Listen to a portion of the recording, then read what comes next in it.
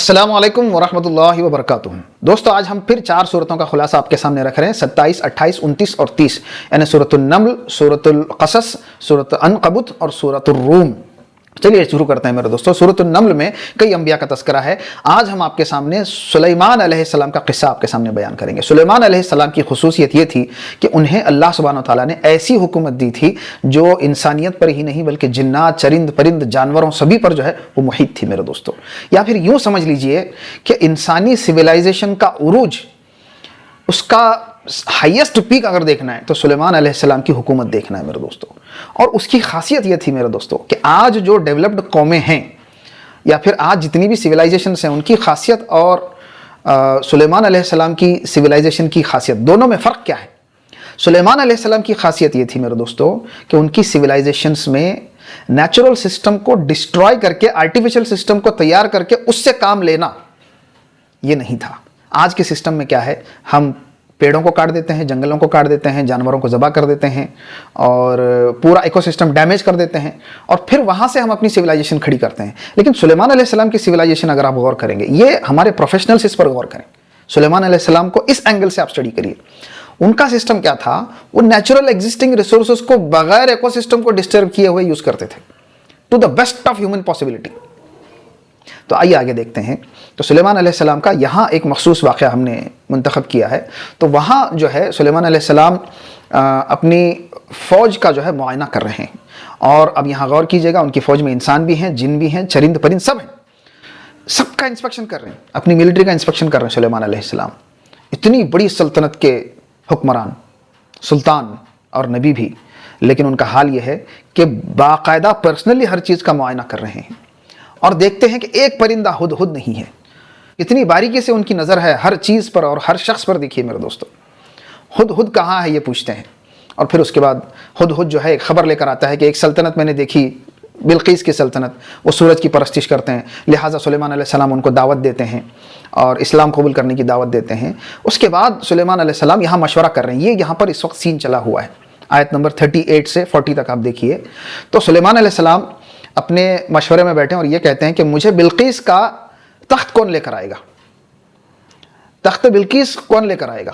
तो वहाँ पर एक जिन होता है, ये फरीत उसका नाम बयान किया गया है। वो कहता है कि इस मजलिस से उठने से पहले मैं वो लेकर आ जाऊँगा। यानी वो इतना ताकतवर था, उसकी स्पीड इतनी थी। लेकिन देखिए मेरे दोस्तों, यहाँ गौर करने की बात है, अल्लाह के कलाम की ताकत को देखिए। और अभी तक हमने इस पोटेंशियल को डिस्कवर नहीं किया है। अल्लाह के कलाम में ये ताकत है, इसको हमें डिस्कवर करने की ज़रूरत है। ये बताने के लिए हमने इस आयत का इंतखाब किया है। देखिए क्या कहते हैं आयत नंबर 40 में, क़ाल लल्लज़ी इंदहु इल्मुम मिनल किताब। एक साहब जो उस मजलिस में थे, जो शूरा में बैठे हुए थे, उनको अल्लाह सुब्हानहू व तआला ने किताब का इल्म दिया था, यानी अल्लाह सुब्हानहू व तआला ने अपने कलाम का इल्म दिया था। वो कहते हैं कि आपके पलक झपकते मैं लेके आता हूँ, और लेकर भी आ जाते हैं। उसके बाद इस चीज़ को देखकर सुलेमान अलैहिस्सलाम फ़ख्र नहीं करते अपनी ताकत पर, कहते हैं कि हादा मिन फज़्ल रब्बी, ये मेरे रब का फजल है मेरे दोस्तों। तो यहाँ गौर करने की बात क्या है? 2 चीज़ें गौर करने की सुलेमान अलैहिस्सलाम की जो कहानी है उसमें। एक ये कि उनकी सिविलाइजेशन कैसी थी, दूसरा ये कि अल्लाह की किताब में कैसी ताकत है। हमने कुरान को अभी इस पोटेंशियल को डिस्कवर ही नहीं किया मेरे दोस्तों। अल्लाह सुब्हानहू व तआला इस डायरेक्शन में रिसर्च करने की हमें तौफीक अता फरमाए और अल्लाह के कलाम की उस ताकत को समझने की हमें तौफीक अता फरमाए मेरे दोस्तों। चलिए आगे बढ़ते हैं। अब देखिए सूरतुल क़सस में एक बहुत अहम आयत है मिजाज बातिल को लेकर। आयत नंबर 4 क्या कहते हैं? इन्ना फ़िरऔन अला फ़िल अर्ज़ि व जअल अहलहा शियअन यस्तज़इफ़ु ताइफ़तम मिनहुम युज़ब्बिहु अब्नाअहुम व यस्तहयी निसाअहुम।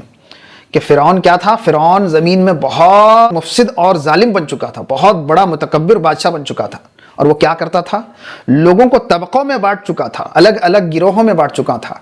मुफस्सिरीन कहते हैं कि ये अलग अलग गिरोहों में, अलग अलग क्लासेस में, फैक्शंस में बांटकर इसके ज़रिए वो हुकूमत करता था। बार बार जो हम सुनते हैं डिवाइड एंड रूल, ये सिर्फ अंग्रेज़ों के मुताल्लिक़ नहीं है मेरे दोस्तों। हर जालिम का ये रवैया रहा है मेरे दोस्तों कि वो इंसानियत को तोड़ता है, टुकड़ों टुकड़ों में तोड़ता है, ऊंच नीच का निज़ाम बनाता है और सबसे निचले दर्जे पर यहाँ बनी इसराइल को रखा।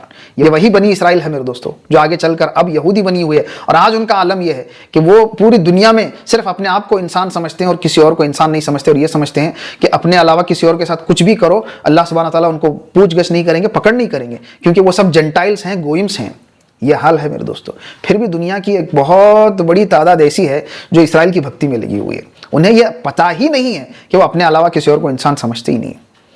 دیکھیے میرے دوستو، بنی اسرائیل کے اندر یا یہودیوں کے اندر آج جو بیماری ہے، گوئم یا جنٹائلز والی بیماری، وہ بیماری ہے اور جو فرعون میں تھی. اور یاد کیجئے ہم نے آپ کے سامنے یہ بات رکھی تھی کہ ہر مظلوم کے اندر اکثر ایسا ہوتا ہے کہ اس کے اندر وہ برائی آتی ہے کہ وہ آگے چل کر وہی ظالم بنتا ہے جس سے اس کو نجات ملی تھی. Most of the time it happens so that the oppressed themselves become the tyrants. It happens so. یہ ہسٹری کا پیٹرن ہے. اللہ سبحانہ تعالیٰ اس کو سمجھنے کی توفیق عطا فرمائے. قرآن اس طرح سے غور کرنا سکھاتا ہے. آئیے آگے بڑھتے ہیں. سورہ عنکبوت کی شروعات ہوتی ہے میرے دوستو. اللہ سبحانہ تعالیٰ اسٹریٹ کوشچن کرتے ہیں. احسب الناس ان یترکوا ان یقولوا آمنا وهم لا یفتنون. اسٹریٹ فارورڈ کوشچن ہے. قرآن میں اس طرح سے 3 جگہوں پر اللہ سبحانہ تعالیٰ نے ایک سوال پوچھا ہے. اللہ سبحانہ تعالیٰ کیا کہہ رہے ہیں دیکھیے. احسب الناس ان یترکوا، کیا انسان یہ سمجھتے ہیں، انسانیت یہ سمجھتی ہے، لوگ یہ سمجھتے ہیں کہ ان کو چھوڑ دیا جائے گا صرف لا الہ الا اللہ کہنے پر؟ تم کہو گے لا الہ الا اللہ اور ہم تم کو آزمائیں گے نہیں، وہم لا یفتنون، اور تمہارے ایمان کی آزمائش نہیں ہوگی. اللہ اکبر میرے دوستو. یعنی آزمائشیں آئیں گی، ایمان کو ٹھوک بجا کر پرکھا جائے گا. اللہ سبحانہ تعالیٰ ہمارے ایمان کی جانچ پھٹک کریں گے.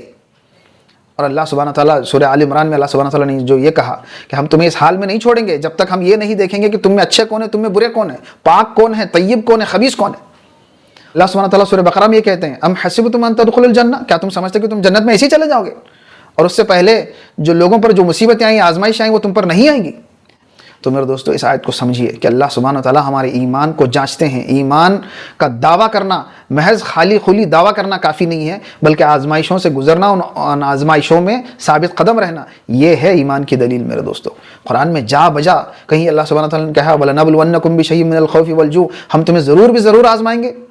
کس سے؟ خوف سے، بھوک سے، جان مال کے نقصان سے، تمہاری تجارتوں کے نقصان سے، ہر چیز سے تمہیں آزمائیں گے. تو آزمائشیں آنا ایمان کی دلیل ہے میرے دوستوں، اور ان آزمائشوں میں کھڑا اترنا، ثابت قدم رہنا، کھڑے رہنا جم کر، یہ ہے ایمان والوں کی نشانی. بلکہ ابراہیم علیہ السلام کی تاریخ پڑھ کر دیکھیے، اللہ سبحانہ تعالیٰ کہتے ہیں اذ ابتلی ابراہیم، جب ہم نے ابراہیم علیہ السلام کی آزمائشیں کی اور وہ ہر آزمائش میں پورے اترے، تو اللہ سبحانہ تعالیٰ کہتے ہیں کہ انی جاعلک للناس اماما، ہم تمہیں پوری انسانیت کا امام بناتے ہیں. آزمائشوں پر کھڑے اتریں گے تو انسانیت کی امامت ملے گی میرے دوستوں. اللہ سبحانہ تعالیٰ عزت دیں گے، غلبہ دیں گے، اقتدار دیں گے، اور اس غلبے اقتدار کے ذریعے ہم اللہ کی مرضی و منشا کو پوری دنیا میں جاری اور ساری اور نافذ کر کے اللہ سبحانہ تعالیٰ کو راضی کریں گے میرے دوست. اب چلیے میرے دوستو آخری سورۃ الروم، اللہ سبحانہ تعالیٰ کیا کہہ رہے ہیں دیکھیے. غلبت الروم، آیت نمبر 2، اللہ سبحانہ تعالیٰ کہتے ہیں کہ روم ہار گیا. لیکن آگے اللہ سبحانہ تعالیٰ کہتے ہیں کہ قریب کی زمین میں روم ہار گیا، لیکن اللہ سبحانہ تعالیٰ آیت نمبر 4 میں کہتے ہیں کہ 3 سے 9 سال کے درمیان وہ پھر غالب آئیں گے. ہوا کیا تھا میرے دوستو، مکہ میں جب روم اور فارس کی جنگ شروع ہو گئی تو مکہ کے مشرکین مسلمان کو تانا دینے لگ گئے. کیا کہنے لگے کہ دیکھو وہاں اہل کتاب اور مشرکوں کی جنگ چلی ہے، یعنی بت پرستوں کی اور کتاب والوں کی. اب تم بھی یہاں ایک کتاب کا دعویٰ کرتے ہو اور ہم بھی بت پرست ہیں، تو یہاں کے بت پرست وہاں کے بت پرستوں کی جو ہے حمایت میں کھڑے ہو گئے. دیکھیں انسان کا مزاج ہے، ایک فٹ بال میچ بھی اگر ہم دیکھتے ہیں، کرکٹ کا میچ بھی ہم دیکھتے ہیں، تو انسان کسی ایک طرف کا، باکسنگ کا میچ بھی دیکھتا ہے تو کسی ایک کی طرف تو وہ ہو ہی جاتا ہے. تو انسان کا مزاج ہے کوئی ایک سائیڈ لینا، لیکن یہاں ان کا سائیڈ لینا اس میں بھی ایک لاجک اور ان کا ایک پرنسپل تھا. وہ پرنسپل یہ تھا کہ یہاں ہم بت پرست ہیں، وہ بھی بت پرست ہیں، تو ہم ان کی حمایت کریں گے، اور بت پرست جب جیتیں گے تو ہم انہیں ذلیل کریں گے اس وکٹری کو یوز کر کے. آج بھی ایسا ہوتا ہے کہ وکٹری کو یوز کر کے دوسروں کو چڑھانے کی کوشش کی جاتی ہے. یہ بھی ایک مزاج باطل ہے میرے دوستوں. تو آگے دیکھیے غلبت الروم، اللہ سبحانہ تعالیٰ نے جب یہ کہا تو وہاں اس وقت ماحول یہ چلا تھا کہ یہ مکہ کے مشرکین مسلمانوں سے کہہ رہے تھے کہ دیکھو جیسے فارس والوں نے ہرایا نا بت پرستی کرنے والوں نے کتاب والوں کو، اس طرح سے ہم بھی تمہارا حال کریں گے. تو اللہ سبحانہ تعالیٰ ایسے حالات میں یہ آیت نازل کرتے ہیں غلبت الروم، لیکن پھر وہ غالب آئے گا. آیت نمبر 4 میں کہتے ہیں کہ روم غالب آئے گا اور فارس ہار جائے گا. تو اس وقت میرے دوستو جب کہ روم ہارا ہوا ہے، جسٹ ہارا ہوا ہے، ایسے حال میں یہ دعویٰ اپنے آپ میں بہت بڑا دعویٰ ہے میرے دوستو. بلکہ مفسرین نے یہ لکھا ہے کہ روم اس وقت جیتا اور فارس پھر اس وقت ہارا جب جنگ بدر کی فتح ہوئی تھی میرے دوستو. تو یہ جو ہے یہ پورا کا پورا منظر ہے. اس میں ہمیں کیا سبق ملتے ہیں میرے دوستو؟ سب سے پہلا سبق تو یہ ہے کہ مسلمان ایسی قوم نہیں ہیں جو مسجد میں جا کر مصلی میں بیٹھ کر جو ہے صرف اللہ اللہ کرے اور دنیا جہان کی اسے حالات کی کوئی خبر نہ ہو. پورے عالم کی خبر وہ رکھتا ہے، اور سیاسی داؤں پیچ اتھل پتل کیا چل رہی ہیں ان سب کی وہ خبر رکھتا ہے. کیونکہ کس کروٹ کون سی حکومت جاتی ہے، کون سی اٹھتی ہے، کون سی حکومت عروج میں آتی ہے، کون سی حکومت کو زوال ہوتا ہے، کس طرح کی طاقتیں ابھرتی ہیں، اس سے دنیا بھر کے معاملات میں جو ہے اثر پڑتا ہے میرے دوستو۔ معیشت میں اثر پڑتا ہے، امن و امان میں اثر پڑتا ہے، بلکہ اخلاق میں اور کلچر میں افیکٹ پڑتا ہے، زبان میں افیکٹ پڑتا ہے، ہر چیز میں افیکٹ پڑتا ہے۔ تو اس سے خبردار رہنا یہ بھی مومن کی نشانی ہے، اور قرآن اس کی تربیت دیتا ہے میرے دوستو، بلکہ قرآن خود اس کا تذکرہ کرتا ہے۔ اور دوسرا یہ میرے دوستو کہ جب سیاسی رسا کشی چل رہی ہو تو ہمیں کس طرح سے کس کی حمایت میں جا کر کھڑا ہونا چاہیے، یہ بھی ہمیں دیکھنے کی ہے میرے دوستو۔ یہاں بہت سے مفسرین یہ لکھتے ہیں کہ وہ اہل کتاب تھے اور وہ جو ہے مشرک تھے، بات صرف اتنی نہیں ہے میرے دوستو، بات یہ ہے کہ یہ دیکھنا ہے کہ کون دنیا کے امن و امان کے لیے، انصاف کے لیے اور ہمارے حالات کے لیے مفید ہو سکتا ہے، یہ ہمیں دیکھنا ہے۔ یہ دیکھ کر ہمیں فیصلہ کرنا ہے کہ ہمیں کس کی حمایت کرنا ہے یا نہیں کرنا ہے یا کیا کرنا ہے۔ یہ اصول ہے میرے دوستو۔ کبھی کبھار ایسا ہوتا ہے کہ دونوں طاقتیں ہماری نہیں ہیں، لیکن اس میں کس کو کس طرح سے چوز کیا جائے، یہ اللہ سبحانہ وتعالیٰ یہاں پر بیان کر رہے ہیں میرے دوستو۔ یہ حکمت ہمیں اس صورت میں جو ہے ملتی ہے میرے دوستو۔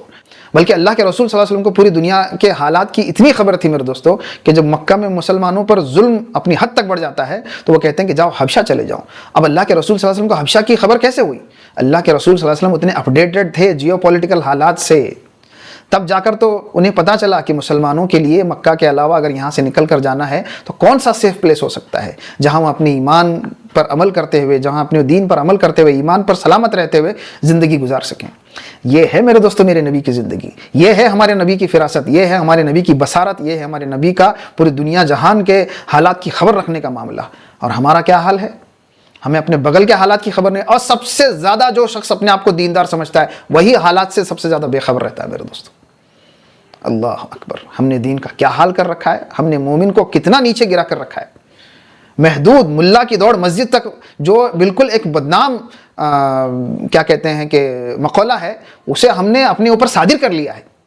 مسلمان ایسا نہیں ہوتا میرے دوستو کہ مسجد تک ہماری دوڑ رہے، صرف چند اذکار رہیں، مسلوں پر جو ہے ہم اپنی پوری زندگی گزار دیں اور معاشرے کے حالات کی ہمیں کوئی خبر نہیں رہے۔ یہ مسلمان کی صفت نہیں ہے، یہ قرآن ہمیں سکھاتا ہے میرے دوستو۔ قرآن یہ سکھاتا ہے کہ دنیا جہان کے حالات کی بھی خبر ہمیں رہے، اور یہ دیکھیں کہ اس سے اسلام کو کس طرح سے فائدہ پہنچ سکتا ہے، کس طرح نقصان پہنچ سکتا ہے، بلکہ پوری انسانیت کو کس طرح سے پہنچ سکتا ہے، اور دنیا میں نظام انصاف کے امکانات کتنے بڑھ سکتے ہیں اور کتنے گھٹ سکتے ہیں۔ اللہ سبحانہ تعالیٰ قرآن کو سمجھنے کی اور قرآن کو زیادہ سے زیادہ عام کرنے کی، قرآن کے حق کو ادا کرنے کی اور قرآن کو سمجھنے کی اور اپنے اندر وہ فراست اور بصیرت اور وہ خبرداری پیدا کرنے کی ہمیں توفیق عطا فرمائے۔ ملتے ہیں اگلے ایپیسوڈ میں میرے دوستو، تب تک کے لیے السلام علیکم ورحمۃ اللہ وبرکاتہ۔